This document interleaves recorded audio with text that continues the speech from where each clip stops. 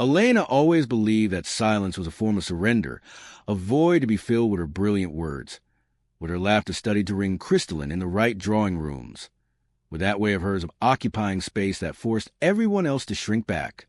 She never understood that, in nature, the deadliest predators make no sound before they strike, and that silence is not the absence of sound, but the accumulation of tension. She thought she was playing chess with a pawn, a minor figure useful only to support her strategy, ignoring the fact that I had already redrawn the entire board months before she decided to move her first piece. She looked down on me from the height of her dazzling career. She, the gallery curator who had brought contemporary art to Milan. I, the simple restorer who spent his days removing oxidized varnish from 17th century canvases. My little artisan, she called me in front of her friends, with that poisonous tenderness used to belittle someone while pretending to praise them. I smiled. I always smiled, because my work has taught me a fundamental truth. It is under the surface layers, under the glossy varnish and the fake retouches, that the structural cracks hide, those which, if stressed at the right point, make the entire work collapse. We lived in a penthouse that felt like a display case. All glass, steel, and reflective surfaces, designed not to be lived in, but to be admired. Every object had a signature. Every chair a story to tell guests. Every corner was studied to reflect the light and my wife's success. I was part of the furniture, functional and silent. Our routine was a perfect choreography of measured distances. In the morning, coffee in designer cups, kisses brushed against cheeks so as not to ruin makeup, conversations about bank transfers, gala dinners, auctions. It all seemed in order. A lacquered life, with no imperfections visible to the naked eye. But I have an eye trained to see what others ignore. I have spent 20 years using microscopes and raking light to identify fakes, abrasions, and artist pentimenti. And when I pointed that same light at my life, I saw the traces of a foreign hand that was repainting my future without my knowledge. It all began with an insignificant detail, a notification that appeared by mistake on the tablet we share for home automation, a digital signature.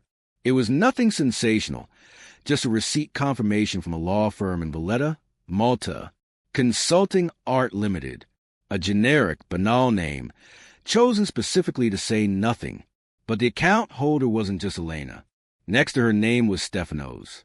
Stefano, my lawyer, my friend since university, the man who came to dinner every Friday and poured my wine while praising my patience. I felt a sudden, surgical coldness descend down my spine.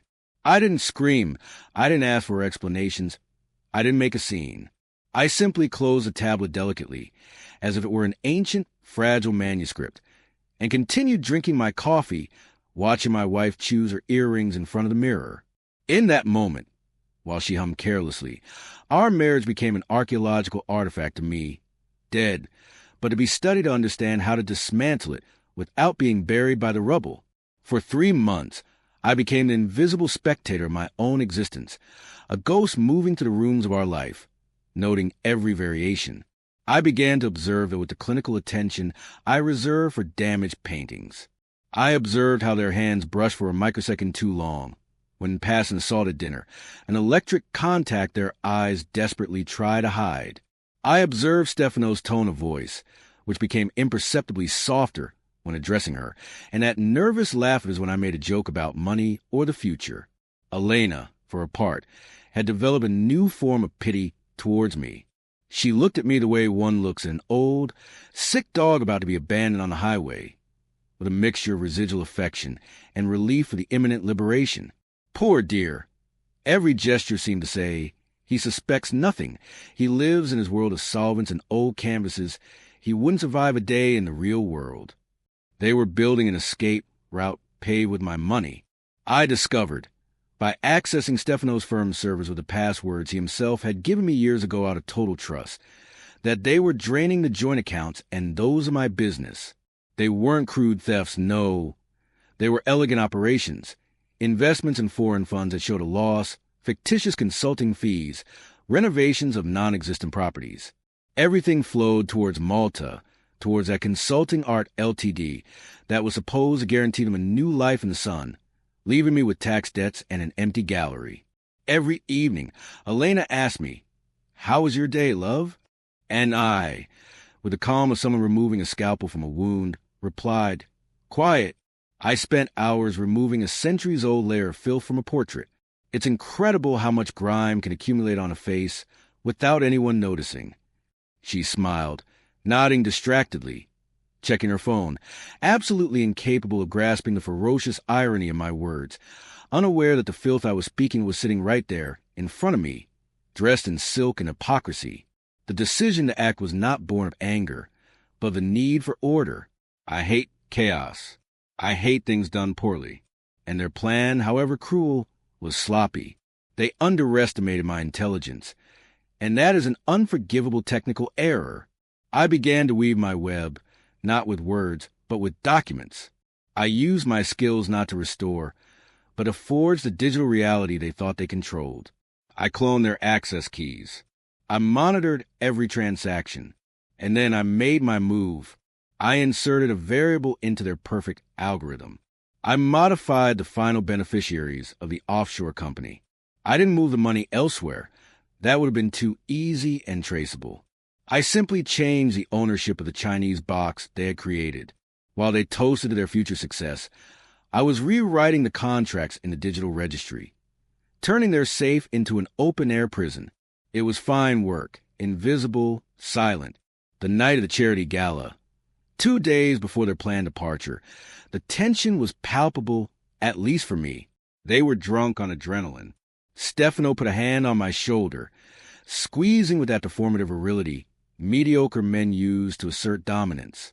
"You're a lucky man," he told me, his breath smelling of expensive champagne and betrayal. "Elena is a woman of gold, a rarity." I looked him in the eye, and for a moment, just for a moment, I let the mask of the devoted husband fall. My eyes became 2 icy slits. "Gold is a soft metal, Stefano," I replied in a flat voice. "It bends, it deforms. It loses its shape if you know exactly where to press. Sometimes rusted iron is much more resilient, don't you think?" He laughed, an uncertain, wavering laugh. He didn't understand. No one ever understands until the noose tightens around their throat. He pulled his hand back as it burned, but blamed the alcohol. Elena watched me from afar, beautiful in her red dress, and blew me a kiss. A goodbye kiss, she thought. A Judas kiss, I knew. Pause. Breathe. Look me in the eye for a second. Let's analyze this moment. This man is dining with his emotional assassins. He knows that in 48 hours they want to destroy him. Most people, in his place, would collapse. They would scream, cry, seek a desperate confrontation to say what could be saved or just to vent the pain. Not him.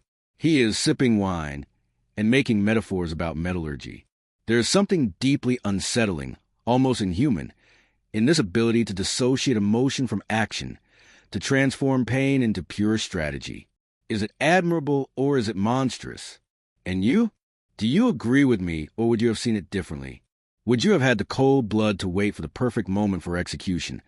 Or would instinct have made you flip the table?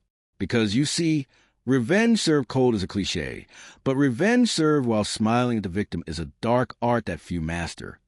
The morning of October 15th, the air in the house was electric. Elena had her bags ready in the hallway, 2 luxury trolleys containing what she believed to be her new life. "An urgent trip to Valletta to close that contract with the museum," she told me, carefully avoiding my gaze as she pulled on her gloves. Her voice trembled slightly, a detail only I could notice. "Of course," I replied, remaining seated in the armchair with the newspaper in hand. I didn't get up to say goodbye. "But before you go, there is one thing. The courier came very early this morning. He left this for you." I pointed to a thick yellow envelope resting on the console in the entryway. She stopped. Her confidence faltered. "What is it?" "Open it," I said, turning the page of the newspaper. "I believe it concerns your investment." Elena grabbed the envelope with an annoyed gesture, tearing it open. Perhaps she expected one last gift, or maybe a forgotten document. She pulled out the sheets. I watched the terror mount on her face, like a black tide. They were not travel documents. It was a formal notification from the financial police, Guardia di Finanza, and beneath it, even more devastating, The bank statement of Consulting Art Limited. Balance, 0. I hadn't stolen the money. I had done better. I had donated the entire capital, down to the last cent, to a foundation for the recovery of artistic heritage damaged by earthquakes. An anonymous, irrevocable donation made in the names of Stefano and Elena. And not only that, in the envelope was also a copy of complaint filed that very morning. I had sent everything, the chats, the wire transfers, the tax evasion plans, to the Bar Association and the public prosecutor's office. Stefano, she whispered, her voice reduced to a thread of air, her hand shaking so hard she dropped the papers to the floor. Stefano is probably already in custody at the airport, I said, closing the newspaper and placing it on the coffee table. I stood up slowly, adjusting my shirt cuffs with measured movements. I was the one who alerted the authorities of an imminent flight risk. With the evidence I provided, I don't think he'll see the light of day or a courtroom from the lawyer's side for a long time. Elena fell to her knees, literally. Her legs gave way under the weight of reality, crashing down on her. She looked at me, and for the first time in 10 years, she really saw me. She didn't see the silent restorer, the furnishing accessory. She saw the architect of her destruction. "Who are you?" she gasped, tears beginning to ruin her perfect makeup. "You ruined everything." "Why? You destroyed us." I looked down at her, without anger, without joy, only with a cold, inexorable clarity. "I am the man you underestimated because he made no noise. Elena, you thought my patience was weakness. You didn't understand that my job is to wait for the solvent to act, to wait for the glue to dry. I only removed the fake to reveal the truth, and the truth is that you're not a victim. You are just a bad investment." I took my jacket from the coat rack. The house was silent, except for her broken breathing. There was nothing else to say. No dramatic scene, no liberating scream. Only clean, surgical, total devastation. "I leave you the house," I said, opening the door. "The mortgage payments are still high, and I believe the bank will call soon, seeing as the accounts are frozen. Good luck with the restoration of your life. Elena, I fear that this time the damage is irreversible." I walked out onto the landing and called the elevator. As the doors closed, erasing the image of my wife collapsed amidst useless suitcases, I felt a lightness I hadn't felt in years. There was a Caravaggio in the studio waiting for me, a complex work, full of shadows and violent light. Finally, I could go back to dealing with things that had real value. And you? When you discover that the person sleeping next to you is sharpening the knife, do you try to stop them by making noise? Or do you learn to become the darkness in which they will eventually cut themselves?